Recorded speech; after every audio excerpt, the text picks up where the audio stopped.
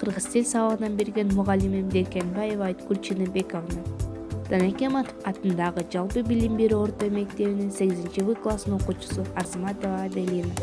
Тема: манасчылар.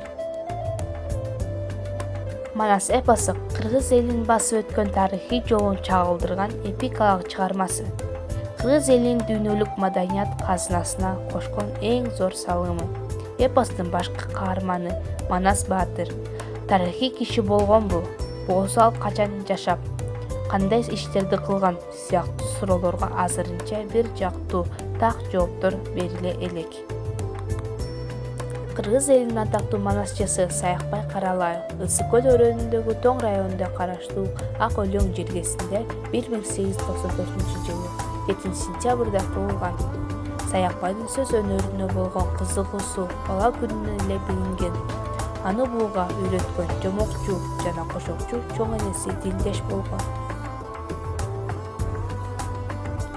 Дөлөтбек Сыдыков манасчы 1983 жылы Ысык көл облусунун караштуу Тоң районунда Шорбулаң айылында төрөлгөн. Республикалык эл аралык фестивалдардын лауреаты.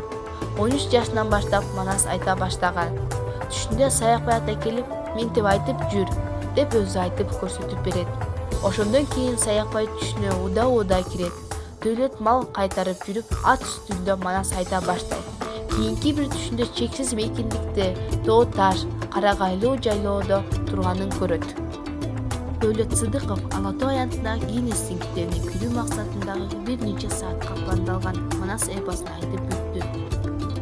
Манас эпосун 12 ноябрда эртең мененки саат 9:42 айтып баштап, кечки саат 12:27 күн окууда жыйынтыктады. Ордук Ала Тоо аянтында Манастын эстелигин жанында бийиктиги 5 метр айнектен жасалган боз үй атайын жай курулган.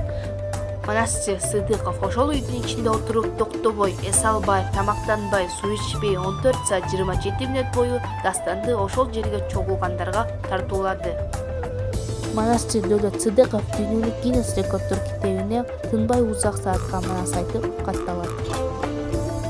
Кыргыз элинин залкар манасчысы Сагынбай Орозбек уулу 1867 жылы Ысык көлдүн күнгөйү Кабырга деген жерде туулган. 1930 жылы ата бабасы жашап өткөн Кочкордо кайтыш болгон. Сагынбай козу кайтарып жүрүп түш көрөт. Бир аксакал карыя: "Ач оозуңду балам, алтын шилекей менен чачыратайын, мындан жаман болбойсуң" дейт. Бала коркуп оозун ачпайт. Карыя: "Манас айткың келеби" дейт. Бала сүйүнүп кетип "Ооба" дейт. Ошондо тиги аксакал кумга шилекейге окшогон нерсени Сагынбайдын оозуна куюп жиберип, көздөн кайын болот. Ошондон баштап Сагынбай манас айта баштайт.